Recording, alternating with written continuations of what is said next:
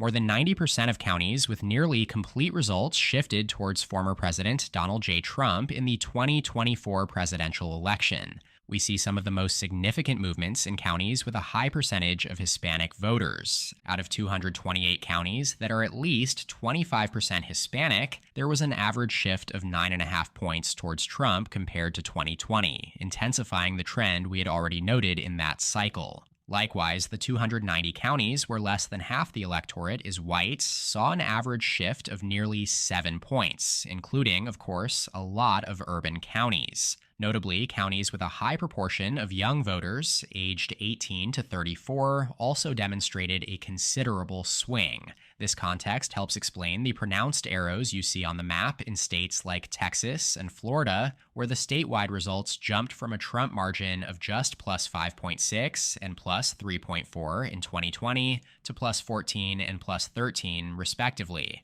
These are strikingly strong numbers for Trump, particularly driven by shifts among Hispanic men. On the flip side, some of the more pronounced swings toward Democrats occurred in the Atlanta suburbs, which have expanded and diversified in recent years, drawing a significant number of college graduates. However, it's interesting to note that inner-city counties in Atlanta, such as Fulton, DeKalb, and Clayton, shifted slightly to the right. That, combined with stronger rural margins for Trump, ensured his victory in the state. Outside of Georgia, Colorado remained firmly blue, shifting even further left relative to the national trend. Nebraska and Kansas also continued their leftward trajectory compared to the rest of the country. Now let's delve into the most intriguing part of this cycle. Take a look at this map, which reflects how each state has shifted compared to the 2020 election. Here are the raw numbers, calculated simply by subtracting the 2024 margin from the 2020 margin.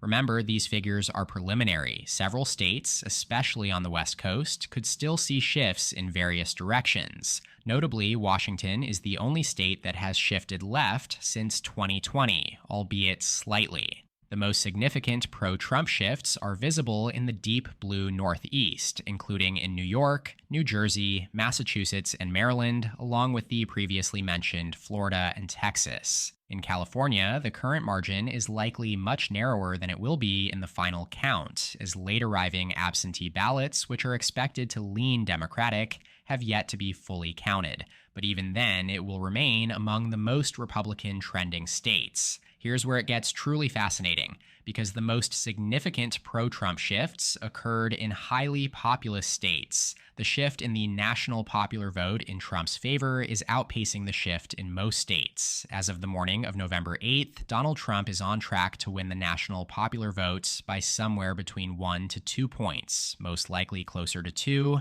with the final tally between both candidates expected to be around 78 million to 75 million. This reflects about a 6-point national shift since 2020, when Joe Biden won the popular vote by 4.5 points. With that in mind, here is the 2024 map when accounting for the national popular vote shift between 2020 and 2024. 37 out of 50 states actually trended to the left relative to the nation as a whole. To be clear, this doesn't really mean anything. Trump won almost every state by a greater margin than he did in 2020. The states shaded in a darker shade of blue on this map simply moved less in his direction than others.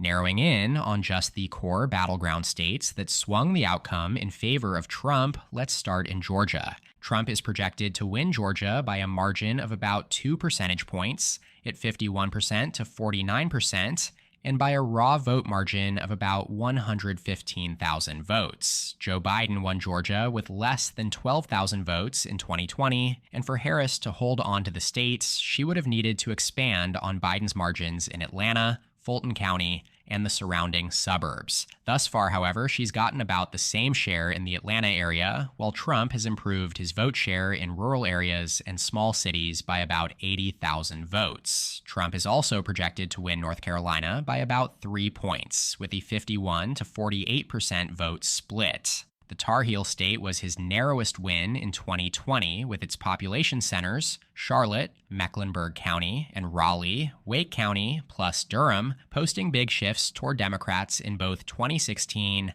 and 2020. This year, those urban centers saw a marginal shift toward Trump, while the rural areas swung even more toward Trump. As for the Keystone State, Trump is projected to win Pennsylvania by about 2 points. Considered by many to be the single most important state of the cycle, we see the former president expanding his 2020 margins in the Commonwealth in the state's medium metros, rural areas, and small cities. He added about 60,000 votes to his 2020 margins in medium-sized cities like Erie and Allentown. Harris's share of the votes in Allegheny County was about what Biden earned in 2020, while Philadelphia continued to move slightly towards Republicans. Additionally, the suburbs, where Harris needed a strong performance to secure a win, moved towards Trump. A set of major suburban counties, identified by the Washington Post, swung by about 3 points to Trump on average since 4 years ago.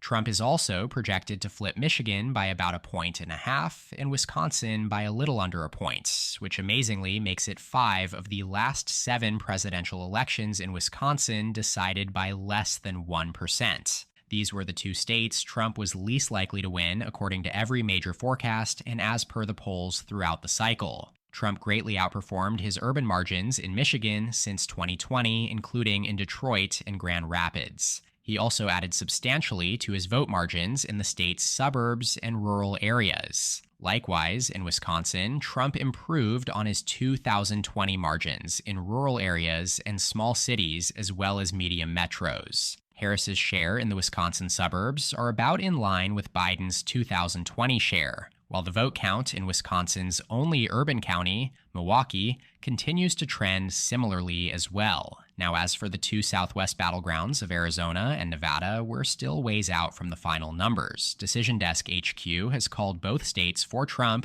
but the AP has yet to make a projection in either. In Arizona, Maricopa, home to Phoenix, is far and away the biggest county in Arizona, accounting for about 2/3 of the statewide population. Democrats went from losing Maricopa by almost 150,000 votes in 2012 to winning by 44,000 in 2020, helping Biden flip the traditionally red state. We currently only have about 70% of the estimated vote reporting, and Trump leads by a little under 50,000 votes, though his margin here trails his statewide margin by about 2 points right now. As for Nevada, Clark, home to Las Vegas, accounts for more than 70% of the statewide vote. The vote count as of this morning suggests Harris will hold Clark, but by a significantly narrower margin than Biden did in 2020. And with the rest of the state leaning far more Republican, we see Trump leading the statewide vote by 4 points. Those are the preliminary analyses for each battleground state. Pundits and campaign analysts will continue to scrutinize the data in the coming days, weeks, months, and even years. And so will I. Be sure to subscribe below for more nonpartisan, unfiltered coverage like this. Thanks a lot for tuning in. Shout out to my channel members in the description below. Make sure to subscribe to my channel down below,